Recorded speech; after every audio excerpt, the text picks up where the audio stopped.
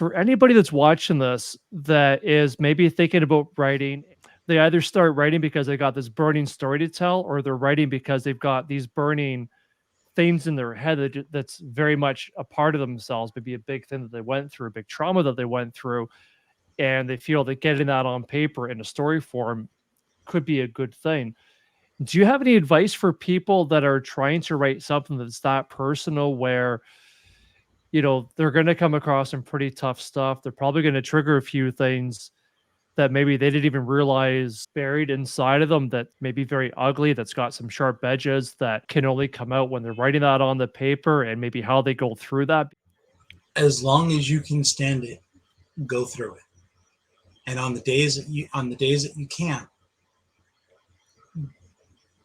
find something else to distract you.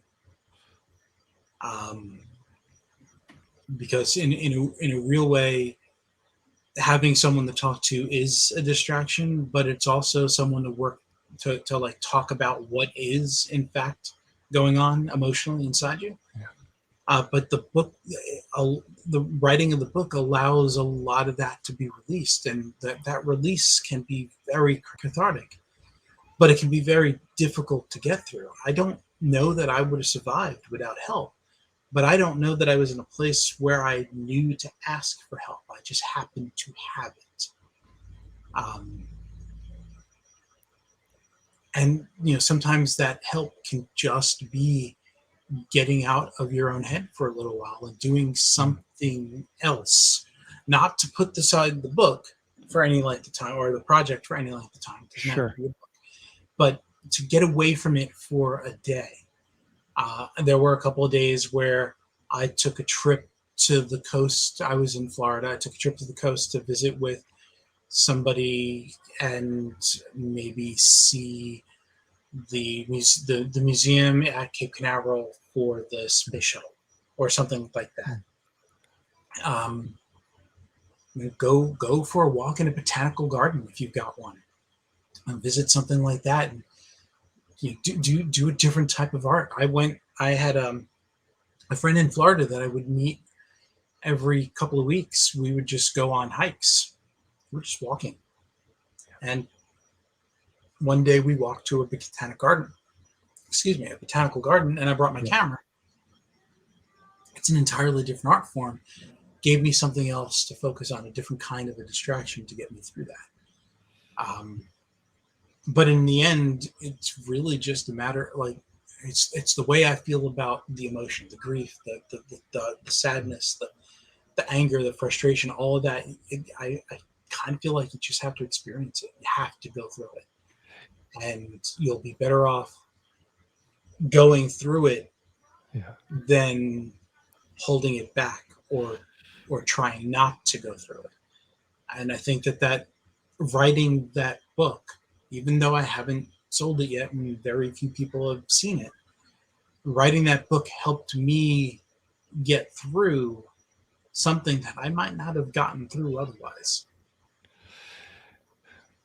And through the process of getting through that, and then also doing that through the, I guess, on the platform of writing the story, did you find that it just happened that you were writing the story and that the stuff you really need to get out, the cathartic part of it, was, did you find that try to build the story around that part of what you needed to get out so that the story would fit that? Or did you find that you just found as you're writing that it just naturally is something that was on your mind, and it kind of entwined with the story in a way that works, so that somebody reading this wouldn't be, okay, well, now John's talking about his trauma, or now Rick is talking about his trauma as he's writing these words? Or did you find that it just sort of all happened organically, where the two of them were, you had no choice, you couldn't run away from either the story idea and the trauma that you're trying to get out? I think it happened organically, but I also was aware that I was writing a book that was going to cover my experiences of Madrid, good and bad, Gotcha. the whole thing, because it was a rough trip in some places other than just that, but that kind of overshadows everything. Yeah, Um, yeah.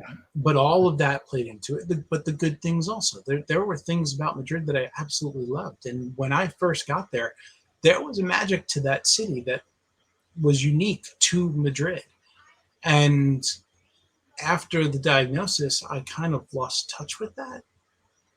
But I feel like it still exists. And I even wonder if I return to Madrid now, it has been over 5 years.